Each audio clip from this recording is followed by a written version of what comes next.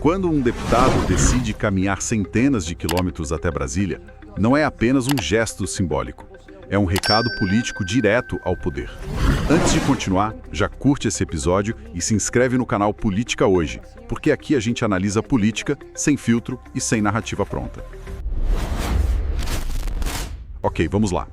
Temos em mãos a notícia sobre a iniciativa do deputado federal Nicolas Ferreira. Ele começou, nesta segunda-feira, uma caminhada de mais de 200 quilômetros, saindo de Paracatu, em Minas Gerais, com destino a Brasília. E o nome do ato é Caminhada pela Liberdade. E o que é fascinante aqui, é que não se trata só de um exercício físico.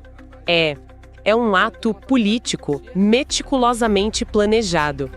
A previsão de chegada é no domingo e a expectativa, que ele mesmo declarou, é de ser recebido por uma manifestação na capital. Isso já transforma a jornada num evento, com um clímax, sabe? Um clímax agendado. Exato.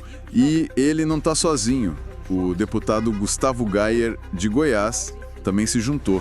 E ambos estão usando as redes sociais de forma massiva para documentar cada etapa. Isso já nos mostra o primeiro pilar da estratégia: a construção de uma narrativa contínua que mantém a base engajada dia após dia. É uma estratégia de comunicação muito inteligente. Ela transforma a distância física em conteúdo político. Em vez de um único evento, eles criam uma microsérie, tipo assim. O Gayer, em nota, define a iniciativa como pacífica, mas com um recado claro sobre o que eles chamam de abusos de poder, perseguições políticas. A escolha das palavras é muito deliberada. Sim, aponta direto para o alvo da crítica. E aqui a coisa fica realmente interessante, porque o pano de fundo declarado para essa caminhada é explícito. Nicolas Ferreira conecta o ato a dois pontos centrais. Primeiro, a prisão do ex-presidente Jair Bolsonaro, Certo. que foi condenado pelo STF. E, em segundo lugar, o que ele chama de situação jurídica dos presos relacionados aos acontecimentos de 8 de janeiro. Ao juntar esses dois temas, ele unifica duas das principais pautas de insatisfação da direita, Isso. E da base conservadora. Isso cria uma narrativa muito coesa de injustiça. Em um vídeo, ele chega a dizer que tem o mesmo sentimento que seus eleitores diante do que chama de prisões injustas. E da situação do Bolsonaro. Ele coloca o governo e principalmente o Supremo Tribunal Federal como os adversários nessa narrativa. É uma forma de dizer: eu sou um de vocês. Sinto o que vocês sentem e estou agindo. Exato. E isso levanta uma questão importante: como o STF se torna o elemento central de toda essa mobilização. A caminhada não é só uma crítica ao governo. Ela é, fundamentalmente, um protesto simbólico contra as decisões do judiciário. A estrada para Brasília vira um palco, então. Um palco para o confronto entre um parlamentar e a mais alta corte do país. Exatamente. Então, o que tudo isso significa no xadrez político atual? A gente sabe que essa caminhada acontece num momento de altíssima tensão institucional, com embates visíveis entre o Congresso, o STF, o próprio governo. Não é um ato isolado no tempo. Não, de forma alguma. E se a gente conectar isso a um cenário mais amplo, a chegada em Brasília não é só o fim de uma caminhada. É o início de um novo capítulo de pressão política. Qualquer reação das instituições, seja um silêncio, que pode ser interpretado como descaso, ou uma crítica mais dura, tudo isso pode ser, e provavelmente será, usado para alimentar a narrativa que eles estão construindo. A narrativa de perseguição. Isso. É uma espécie de sinuca de bico estratégica, então. Se as autoridades ignoram, a narrativa é de que o sistema não ouve o povo. Se reagem, a narrativa é de que o sistema persegue seus opositores. De qualquer forma, politicamente eles se beneficiam da reação. Perfeito, é exatamente isso. E vale notar um detalhe do contexto, A fonte menciona que essa mobilização começou a ser divulgada logo depois que o Nicolas fez acusações sobre uma suposta taxação do Pix. Ah, sim.